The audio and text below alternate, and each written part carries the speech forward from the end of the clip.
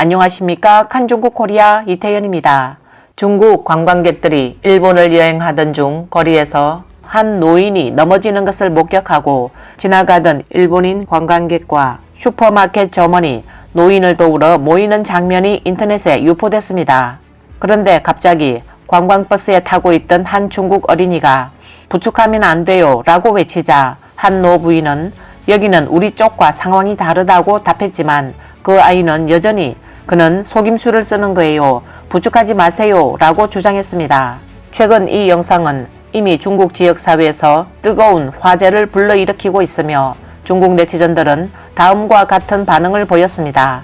이거 참 민망하네요.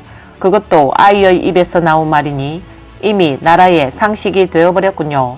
전 세계를 중공국으로 생각하지 마세요. 우리 사회가 이미 매우 위험하다는 것을 증명하고 있다.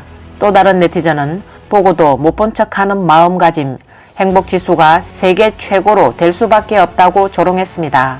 많은 일본 트위터 네티즌도 이 영상을 봤고 일부 일본 네티즌은 영상 속 어린이가 한 말이 놀랍고 충격적이었다고 전했습니다. 일부 일본 네티즌은 중국 사회에서 이런 펑처 사건, 즉 고의로 가짜 자동차 사고 등을 만들어 보상을 요구하는 사건이 속출해 어린애들이 길에서 넘어진 사람을 보면 돈을 뜯어내려는 사람이라는 생각을 하게 된 것이라고 추측했습니다. 유튜버 호박은 2006년 중국 난징에서 발생한 펑위 사건은 당시 큰 파문을 일으켰다며 당사자 펑위는 버스에서 내리던 중 앞에 있던 할머니 시수란이 넘어진 것을 발견하고 곧바로 부축해 병원으로 데려갔지만 할머니는 펑위가 부딪혀 넘어진 것이라고 하며 병원비를 청구했습니다. 쌍방은 주장이 달랐지만 결국 판사는 펑위에게 40%의 책임을 져야 한다고 판결했다고 말했습니다. 호박은 펑위 사건 이후 중국에서 펑처 사건이 우후 죽순처럼 발생했다고 말했습니다. 왜냐하면 불로소득을 원하는 많은 사람이 상처 입은 척하며 선의에 도움을 준 사람들에게 덮어씌우려 한다는 것입니다.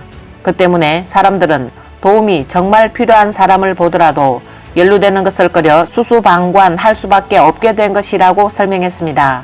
일부 평론가들은 마르크스 레닌주의 무신론의 교육과 통치 아래 사람들은 선과 악의 인과 응보를 믿지 않게 됐다며 5천년 역사의 신주 대지의 중국인들은 공산당이 정권을 수립한 지 불과 수십 년 만에 도덕성이 급격히 저하되고 인심이 예전 같지 않아 천재와 인재가 끊이지 않고 있습니다.